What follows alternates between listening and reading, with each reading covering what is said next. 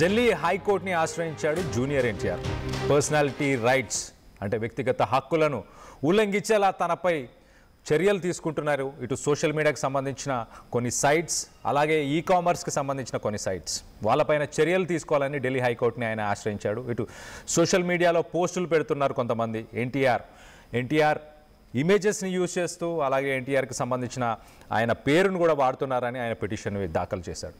ఇటు కేసు విచారించిన తర్వాత జస్టిస్ మన్మిత్ ప్రీతం సింగ్ అరోరా ఆయన దానిపై తీర్పు వచ్చే వాయిదాలో ఇస్తానని చెప్పేసి ఆయన చెప్పుకొచ్చాడు. ఇటు ఎన్టీఆర్ తరఫున సీనియర్ అడ్వకేట్ సాయి దీపక్ ఆయన వాదనలు జరిపారు మొత్తం మీద. ఇటు ఎన్టీఆర్ ఫిర్యాదులపై ఐటీ రూల్స్ 2021 ప్రకారం 3 రోజుల్లోగా చర్యలు తీసుకోవాలని సోషల్ మీడియా సైట్స్, ఇటు ఇన్స్టాగ్రామ్, ఫేస్బుక్, ట్విట్టర్, ఎక్స్ ఇలాంటి సోషల్ మీడియా కంపెనీస్కి కూడా నోటీసెస్ పంపించినట్టు తెలుస్తుంది. అలాగే కామర్స్ సైట్ అమెజాన్, ఫ్లిప్కార్ట్ ఇలాంటి ప్లాట్ఫామ్స్కి కూడా మరి ఆదేశాలను జారీ చేసినట్టు తెలుస్తుంది. తదుపరి విచారణ ఈ నెల 22కు వాయిదా వేసింది హైకోర్టు. అలాగే 22న సమగ్ర ఆదేశాలను ఇస్తామని ఇటు జస్టిస్ అరోరా చెప్పుకొచ్చాడు.